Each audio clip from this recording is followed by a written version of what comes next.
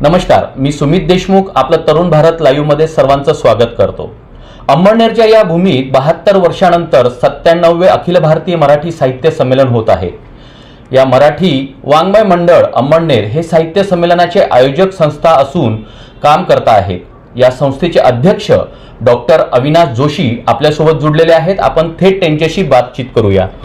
Doctor Avinash Joshi साहेब नमस्कार। आपलं Tarun Bharat live मध्ये मी स्वागत करतो। नमस्कार सर। साहित्य संमेलनाची तयारी कशी सुरू आहे आणि सगळ्यात महत्त्वाचं म्हणजे आतापर्यंत कोणकोणती कामे झालेली आहेत?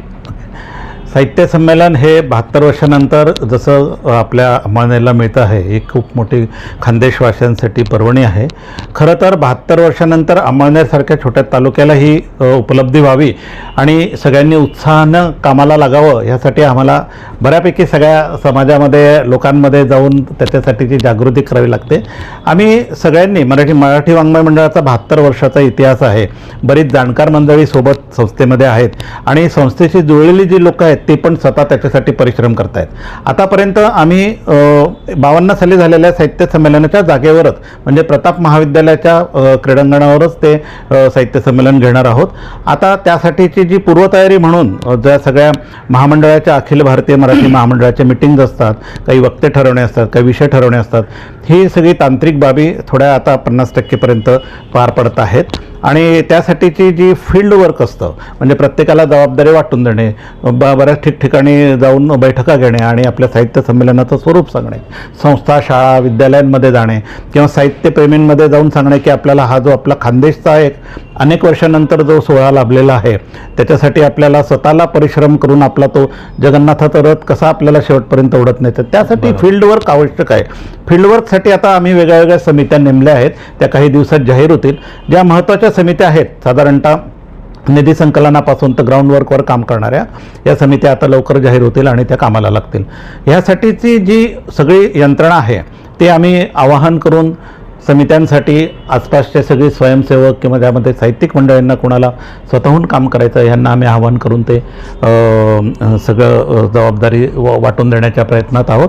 आणि सगळ्यात मोठी जबाबदारी म्हणजे इतक्या वर्षांनी मिळालेलं साहित्य संमेलन साने गुरुजींच्या कर्मभूमीमध्ये आणि आपण जसं म्हणतो की अजिमभाई प्रेमजी आणि श्रीमंत दानशूर प्रताप शेठजींच्या यात सगळ्या भूमीमध्ये ज्यांनी इतकं मोठं कार्य केलं आहे, ज्यांची कर्मभूमी आहे, त्याच्यामध्ये ते तडीस कसं जाईल आणि एक आपल्याला पुढच्या साहित्य संमेलनांसाठी एक वेगळा आदर्श किंवा त्याला आपण गाईडलाईन म्हणतो असं कसं वेगळं स्वरूप असेल आणि आपण एक स्वागत करणारे आयोजक संस्था पूर्ण खानदेश म्हणजे फक्त मराठी वाङ्मय मंडळाचं असं नाही, हे संपूर्ण खानदेशचं आहे, तर आपण दाखवून देऊ शकतो की ह्या निमित्ताने आपल्याला एक वेगळा आपला इतक्या वर्षात पुढे न आलेला साहित्यिक सामाजिक वारसा आपण जगापुढे ठेवू आणि हे कार्य तडीला नेण्यासाठी सगळे मिळून प्रयत्न करायचे। त्यासाठी आता सगळ्या तालुक्यांमध्ये जिल्ह्यांमध्ये आणि संस्थांमध्ये जाण्याचं कार्य चालू आहे।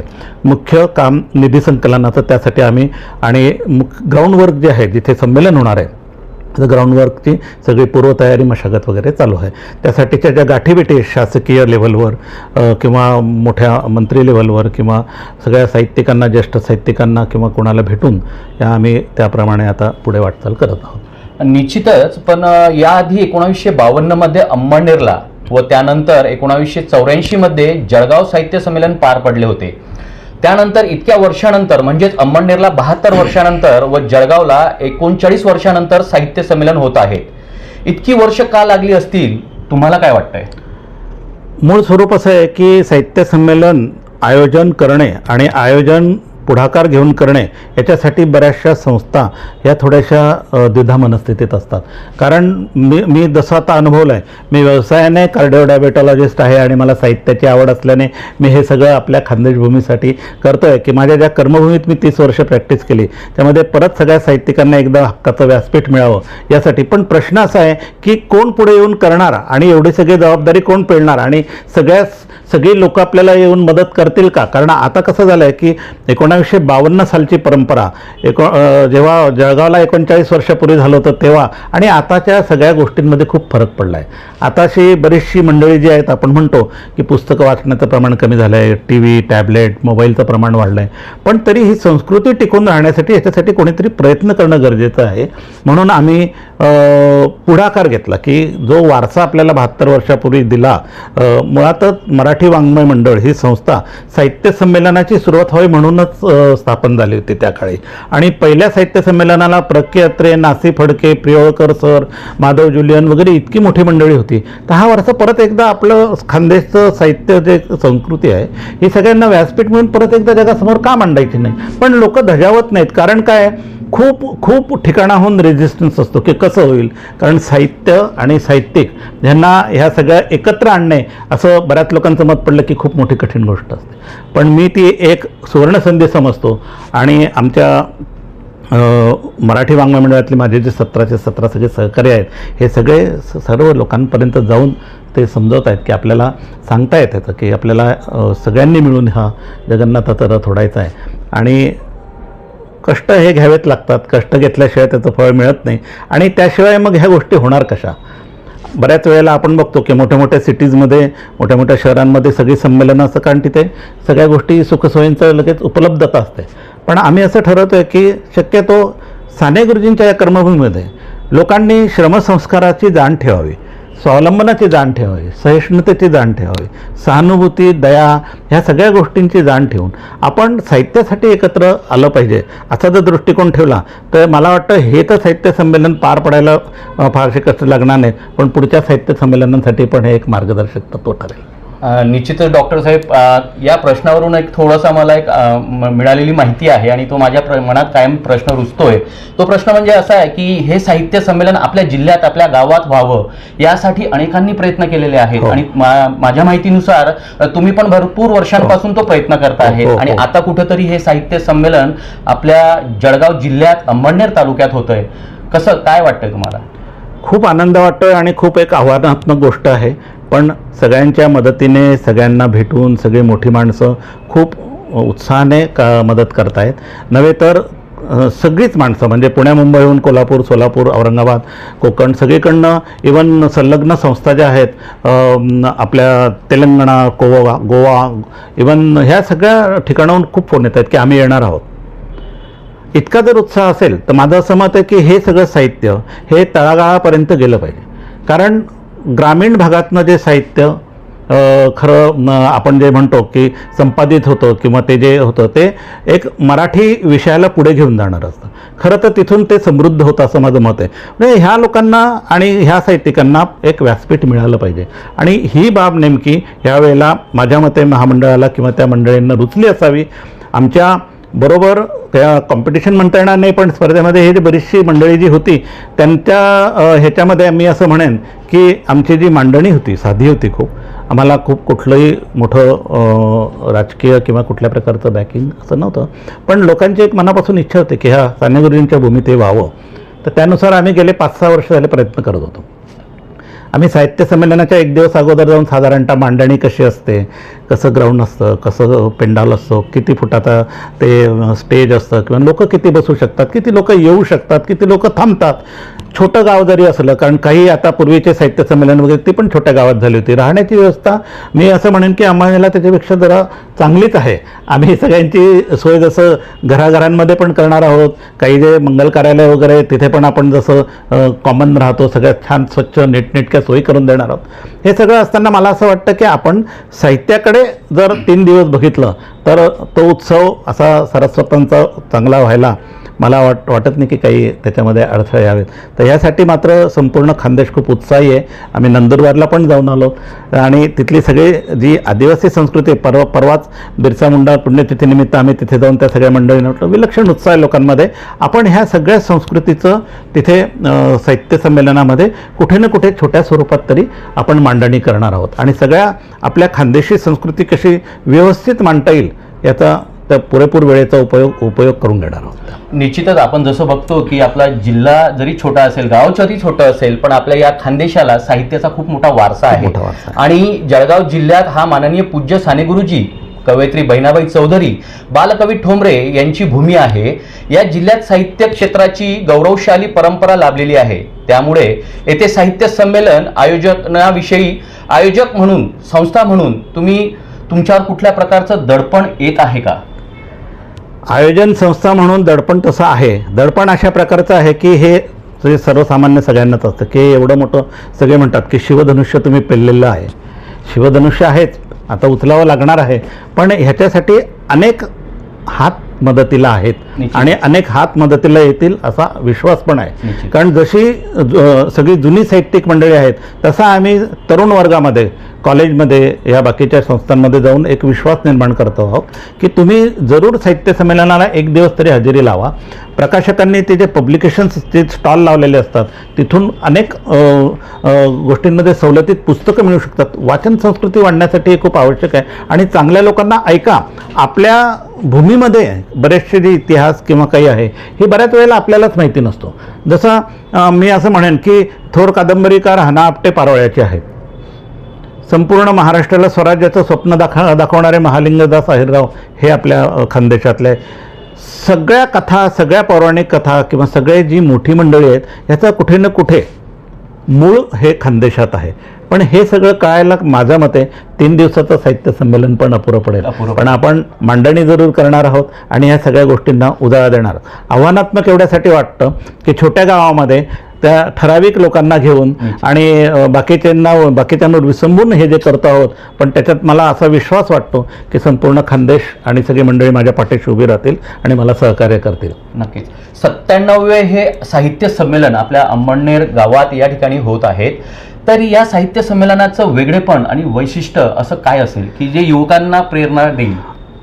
ह्याचं वैशिष्ट्य असं सांगता येईल की सगळ्यात अगोदर मी तुम्हाला जसं म्हणलो की हे छोट्या तालुक्याच्या गावी होतं आहे, ही खूप चांगली गोष्ट आहे. साहित्य संमेलनं मोठ्या शहरातच व्हावी का, हा एक प्रश्न असतो कायम. आणि दुसरी गोष्ट, आपण मराठी म्हणतो, मराठी जसं लोक म्हणतात मराठी भाषा आता कमी होत चालली, पण मी उलट असं म्हणेन की ग्रामीण भागामध्ये, तालुका लेवलमध्ये अजूनही बोली भाषांच्या स्वरूपात जोड याच्यामध्ये मराठी भाषा ही तितकीच सुदृढ आणि संपन्न अजून आहे. तर ह्या निमित्ताने आपण ह्या ज्या गोष्टी मांडणार आहोत याची वैशिष्ट्य असं आहे की आपण परमपूज्य साने गुरुजींचे खरा तो एकची धर्म जगाला पेमार पावे, बहिणाबाईंचं माझी माय सरस्वती मला शिकविते बोल, ह्या सगळ्या गोष्टी आपण जगाला परत समजावून सांगणार आहोत की ह्यातलं आपलं जे पूर्वीचं एक निरागसता जी शालेय मुलांमध्ये होती आणि साने गुरुजींनी जे दया, ममत्व, सहिष्णुता सगळ्या गोष्टी दाखवून पण त्यांनी स्वातंत्र्य चळवळीत जेव्हा अंमळनेरहून उडी घेतली, प्रताप हायस्कूलमधला त्यांचा तो जॉब सोडून, आणि मुळात गुरुजी आले ते तत्त्वज्ञान मंदिरात तत्त्वज्ञान शिकले. पण एक मोठा इतिहास जो अंमळनेरचा घडून गेले, हा अंमळनेरचा इतिहास तर आहेच, पण ह्याच्याबरोबर मी असं म्हणेन की शून्यातून निर्माण केलेलं विश्व, अजिमभाई प्रेमजी यांचे वडील हशमभाई प्रेमजी यांनी जगप्रसिद्ध सर्वेसर्वा जे आहेत विप्रो कंपनीचे, यांची सुरुवात मुळात अंमळनेरपासून आहे. अंमळनेरबद्दल त्यांना इतकी आत्मीयता आहे. तसेच श्रीमंत दानशूर प्रताप शेठजी अग्रवाल यांनी खूप मोठं विजन ठेवून अंमळनेरला तत्त्वज्ञान मंदिराची स्थापना केली होती, जे एकमेव तत्त्वज्ञान मंदिर आहे जिथे सगळे जुने संदर्भ ग्रंथ अवेलेबल आहेत. तिथे अनेक मोठी लोक होऊन गेलीत. आणि तसंच नव्हे तर त्या काळी गिरणी, त्या काळी आपलं महाविद्यालय, त्यावेळी शाळा, आणि त्यांनी एक मोठं चॅरिटेबल हॉस्पिटल पण चालवलं होतं, काढलं होतं. ते दुर्दैवाने नंतर बंद पडलं होतं. त्यांचं त्या काळी असं विजन होतं की इथे खानदेशातलं पहिलं मेडिकल कॉलेज व्हावं. पण सगळ्याच गोष्टी पूर्ण होत नसतात. पण तरीही ह्याचं वेगळेपण असं असेल की या सगळ्या गोष्टींना, जसं मी असं म्हणेन की धरणगावला वेगळा इतिहास जसा आहे बालकवींचा, नंतर एक आपलं खाजा भिल्यांचं स्मारक आहे, त्यांचं स्वातंत्र्यातला इतिहास लोकांना बराच माहिती नसेल, किंवा तिथे बालकवींची शाळा पण आहे. सगळ्या गोष्टी आहेत. आपल्या अहिल्याबाई होळकरांनी अनेक पुनरुज्जीवन केलेले मंदिरं आहेत, तळे आहेत. नंतर झाशीच्या राणीचं पारोळा आहे, तो किल्ला आहे, अजून लळिंगचा किल्ला, नंतर शिरपूरचा किल्ला, गढ्या, ह्या सगळ्या कशाची साक्ष देतात. पूर्वी इंग्रजांच्या काळामध्ये धुळे शहर हे अतिशय उत्तम स्थापत्यकलेचा नमुना म्हणून गणलं गेलं, कारण त्याची रचना त्या काळी अशी झाली होती.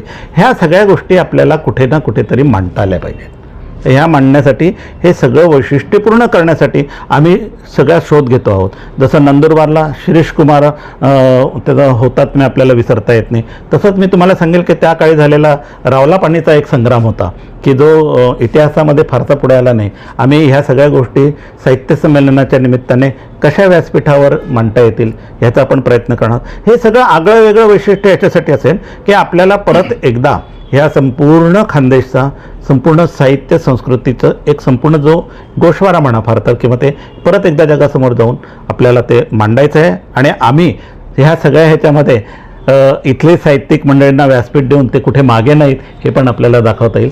मला सांगायला आनंद वाटेल की आम्ही मागे बऱ्याच मंत्री महोदयांना, मुख्यमंत्र्यांना, आपले गिरीश भाऊ जे स्वागताध्यक्ष आहेत, आमच्या अंमळनेरचेच अनिलदादा पुनर्वसन मंत्री आहेत, गुलाबराव पाटील पालकमंत्रीच आहेत, ह्या सगळ्यांनी आम्हाला आश्वस्त केलं की आम्ही सगळे तुमच्याबरोबर आहोत. आपण सगळे मिळून परत एकदा अंमळनेर चा हा जो काय पूर्वीचं एक साने गुरुजींची आठवणी आहेत याला उजाळा देऊ. आणि आपला जो खानदेश आहे जळगाव, धुळे, नंदुरबार हा मराठीच्या बाबतीत परत कसा समृद्ध आहे परत एकदा जगासमोर सांगू. मला अजून सांगायला आनंद वाटेल की महाराष्ट्रभरातनं जी मंडळी येणार आहेत त्यांना मी असं आव्हान करेन की तुम्ही सगळ्यांनी जरूर साहित्य संमेलनामध्ये या. सर्व शाळांनी, मोठ्या महाविद्यालयांनी, त्यांच्या प्राचार्यांनी, प्रिन्सिपलनी, सगळ्या प्रकारच्या शाळा, कॉलेजेस, संस्था, साहित्यामध्ये काम करणारी छोटी मोठी लोक सगळ्यांनी या साहित्य संमेलनामध्ये जरूर सहभाग नोंदवा. काही अडचण आली तर आमच्या संस्थेच्या किंवा समितीच्या पदाधिकाऱ्यांशी तुम्ही संपर्क साधा. आपण हे संमेलन जास्तीत जास्त कसं यशस्वी होईल याकडे लक्ष दिलं पाहिजे. त्यासाठी सर्वांची साथ खूप अनमोल असणार आहे. निश्चितच या तरुण भारत व्यासपीठावरती खूप मोठं साहित्य आम्हाला या ठिकाणी मिळालेलं आहे आणि निश्चितच सर्वांनी या साहित्य संमेलनात सहभागी व्हा. आणि असे आव्हान डॉक्टर अविनाश जोशी यांनी जरी केलेलं असेल तर तरुण भारत परिवारातर्फे मी सुमित देशमुख तुम्हाला देखील सांगू इच्छितो की तरुण पिढी जे साहित्यात आता नवीन साहित्यात उतरता आहेत, या तरुण पिढीने देखील या ठिकाणी उपस्थित राहा. पाहत राहा तरुण भारत लाईव्ह, जळगाव.